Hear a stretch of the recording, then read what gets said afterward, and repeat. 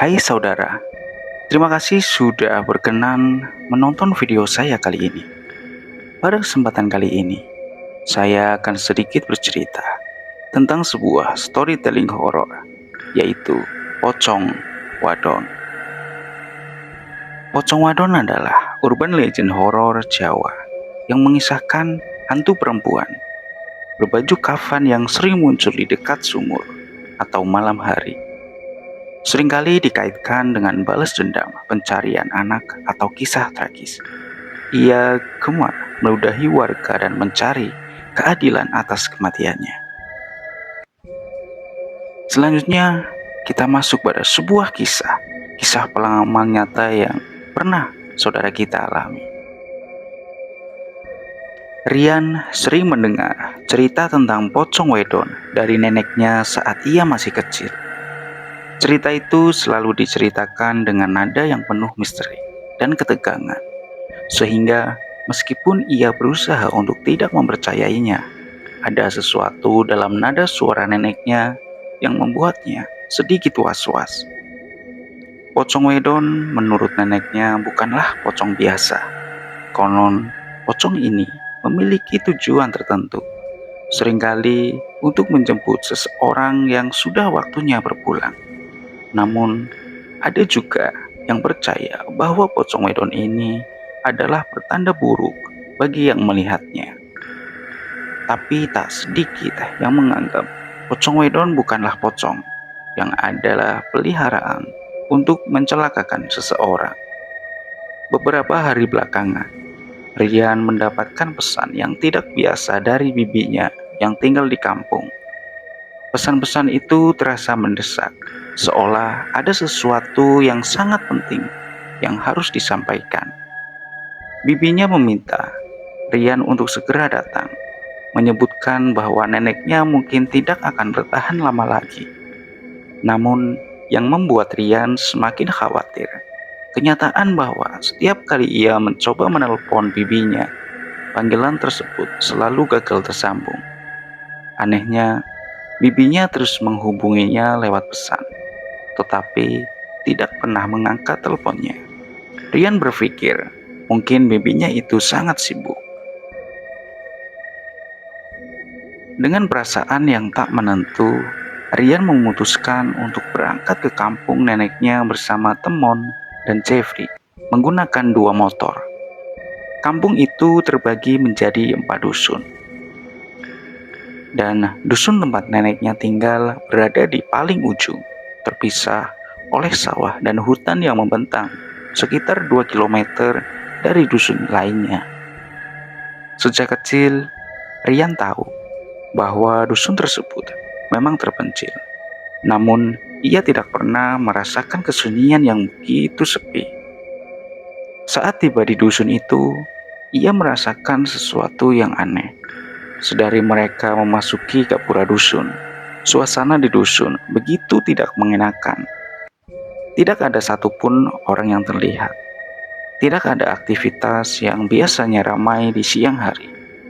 Dusun itu terasa seperti telah lama ditinggalkan.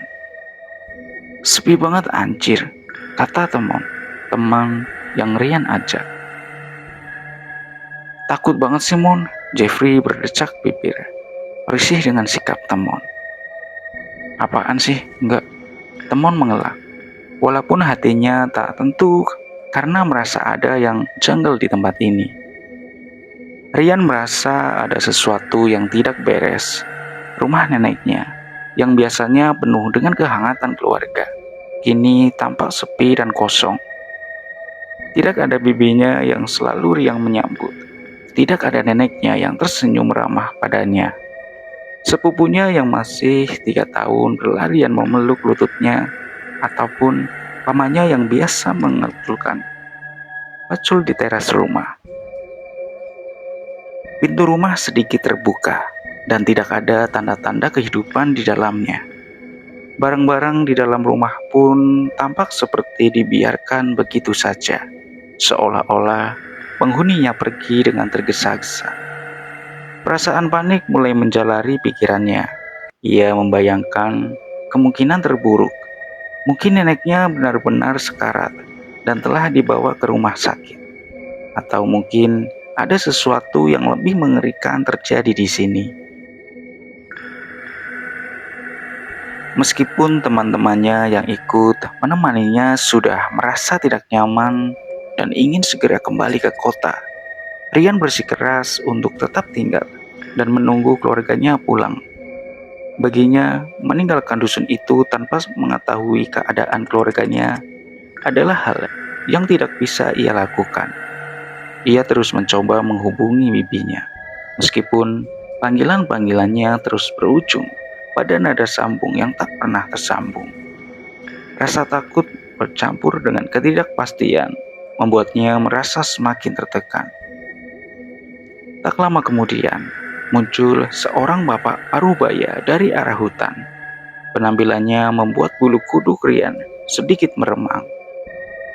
Tubuh bapak itu sangat kurus, seolah-olah hanya terdiri dari tulang yang dilapisi kulit tipis. Wajahnya penuh dengan kerutan yang menandakan usia, dan matanya cekung dengan tatapan yang sulit diartikan. Meskipun demikian, bapak itu menyapa mereka dengan ramah, menanyakan apa yang sedang Rian dan teman-temannya lakukan di dusun yang sepi itu. Rian pun menjelaskan maksud kedatangannya dengan singkat, sambil sesekali melirik ke arah rumah neneknya yang masih tampak kosong dan tidak ada tanda-tanda kehidupan. Mendengar cerita Rian, bapak parubaya itu mengangguk-angguk. "Oh, begitu," katanya pelan. Ia kemudian menawarkan untuk mengajak mereka ke rumahnya, sementara menunggu keluarga Rian kembali. "Keluargamu mungkin masih di rumah sakit. Memang saya mendengar ramai-ramai ada yang dibawa ke rumah sakit tadi siang. Mereka pasti membawa nenekmu ke sana," ujarnya dengan suara yang serak. Ramai, kata yang sangat kontras dengan apa yang terjadi sekarang. Lihatlah, tidak ada suara serangga hutan, suara burung, angin juga sekan mati. Benar-benar dusun yang sunyi. Bahkan, Rian tidak merasakan tanda-tanda kehidupan di dusun ini. Tapi, setidaknya, Rian merasa sedikit lega mendengar penjelasan bapak itu. Meskipun ada rasa ragu di dalam dirinya, Rian dan dua temannya memutuskan untuk menerima tawaran si bapak. Mereka mengikuti bapak parubaya itu menuju rumahnya, yang ternyata tidak jauh dari rumah nenek Rian. Rumah itu tampak tua dan sederhana, dengan dinding kayu yang mulai lapuk dan atap yang sebagian sudah tertutup lumut. Ketika mereka masuk, aroma khas rumah tua yang bercampur dengan bau kayu langsung menyambut mereka. Di dalam rumah, suasananya tidak jauh berbeda dengan di luarnya. Ruangan itu remang-remang, hanya diterangi oleh beberapa lampu minyak yang tergantung di sudut-sudut. Bapak parubaya itu mempersilahkan mereka duduk di ruang tamu yang dipenuhi dengan perabotan kuno. Ia kemudian pergi ke dapur dan kembali dengan membawa nampan yang berisi kopi hitam dan camilan sederhana berupa kacang rebus dan ubi. Rian dan teman-temannya berterima kasih dan mulai menyantap hidangan tersebut. Kopi hitam itu terasa pahit dan kuat, sementara kacang dan ubi rebusnya hangat, memberikan sedikit rasa nyaman di tengah suasana yang serba aneh. Mereka berbicara pelan, merasa sedikit canggung di hadapan bapak parubaya ini. Bapak parubaya ini terus memandang mereka dengan tatapan yang sulit ditebak. Namun, seiring berjalannya waktu, rasa canggung itu sedikit demi sedikit mulai menghilang. Mereka mulai berbicara lebih leluasa, bertanya tentang dusun yang tampak begitu sepi dan mengapa tidak ada satupun orang yang terlihat. Bapak parubaya itu menjawab dengan tenang, menjelaskan bahwa dusun ini memang selalu sepi, terutama sejak banyak warganya yang pindah ke kota, mencari kehidupan yang lebih baik. Hanya beberapa orang tua saja yang masih bertahan di sini. Ya, bisa dibilang kami yang tua ini berniat mati di sini, katanya seorang kakek dengan nada datar. Rian yang masih merasa tidak nyaman dengan keheningan yang melingkupi dusun tak bisa menahan rasa penasarannya. Kok di dusun ini sepi banget ya Pak? Tanyanya, mencoba memecah keheningan yang terasa semakin menyesalkan. Bapak Parubaya yang duduk di seberang meja tiba-tiba menegang. Ia menoleh ke arah Rian dan dengan cepat meletakkan jari telunjuknya di depan bibir, memberikan isyarat agar Rian tidak melanjutkan pertanyaannya. Shh, jangan berisik, jangan tanyakan hal itu di sini. Beri pula jawaban dari sang bapak tua itu. Matanya melebar sedikit. Rian bisa merasakan ketegangan yang tiba-tiba memenuhi ruangan, membuat atmosfer yang tadinya hanya canggung menjadi lebih berat dan menakutkan. Bapak itu mendekatkan wajahnya, seolah ingin memastikan bahwa percakapan mereka tidak akan terdengar oleh siapapun di luar sana. Dengan suara bergetar, ia berkata, "Warga dusun ini percaya jika sore menjelang malam adalah waktu mereka untuk keluar." Jemarinya yang kurus masih menutupi bibirnya. Matanya menyapu sekeliling ruangan, seolah takut akan ada yang mendengar. Makanya, para warga sudah diam di rumah masing-masing saat mulai senja. Karena itu, saya ajak kalian ke sini. Di luar bahaya. Begitulah kata orang tua tersebut. Rian merasa udara di ruangan itu tiba-tiba menjadi lebih dingin. Ia bisa merasakan jantungnya berdegup lebih kencang. Tetapi rasa ingin tahunya mendorongnya untuk bertanya lebih banyak. "Mereka siapa, Pak?" tanyanya. Meskipun ia sudah menduga apa yang akan menjadi jawaban bapak itu. Bapak Parubaya itu mendekatkan wajahnya lagi. Kali ini lebih dekat, hampir berbisik di telinga Rian. "Pocong wedon." Begitulah bisikan sang bapak tua itu.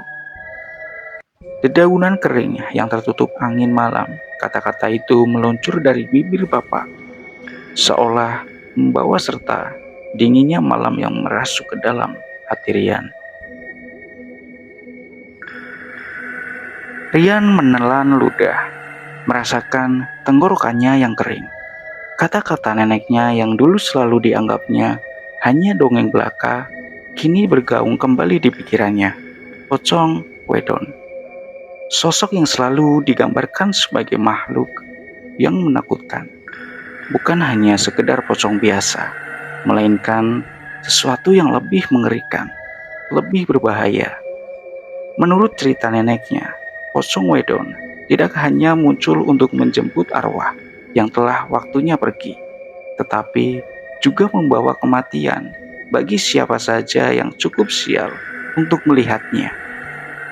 Di dalam kepala Rian, berbagai spekulasi dan ketakutan mulai bermain-main.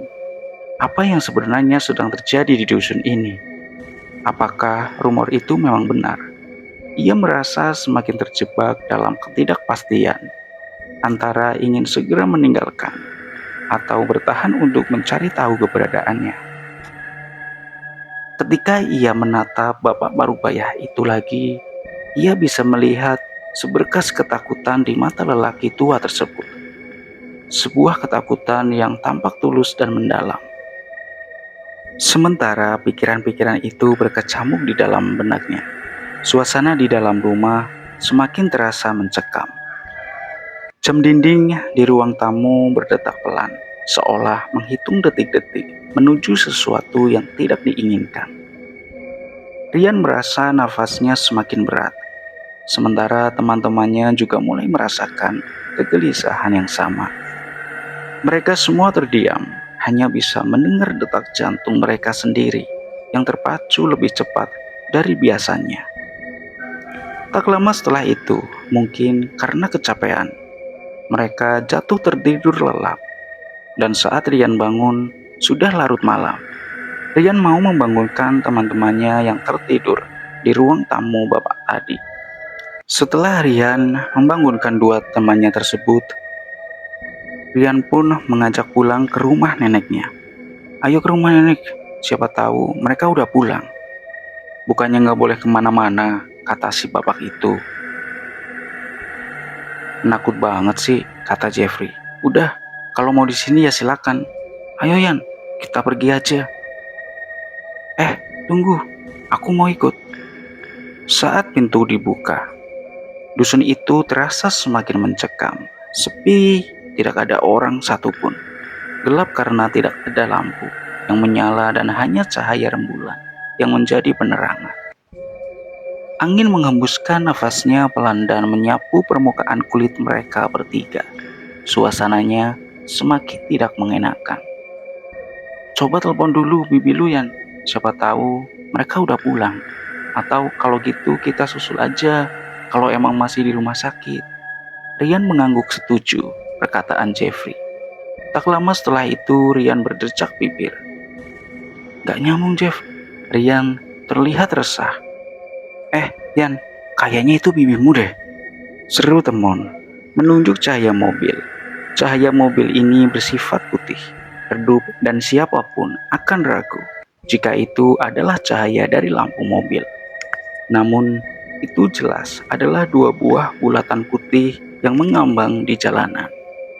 Mereka udah pulang kayaknya, nafas Jeffrey.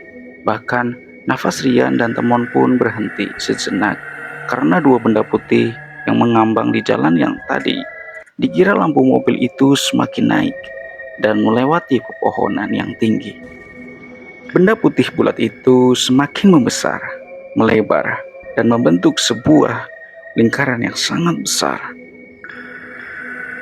Setelah melihat dua benda tersebut, Rian dan teman-temannya pun berlari dengan sangat kencang.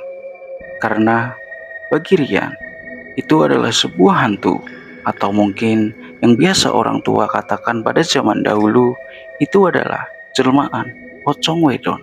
Karena setelah terbangnya dua bahan itu, pocong wedon atau pocong yang tingginya bisa mencapai 10 meter.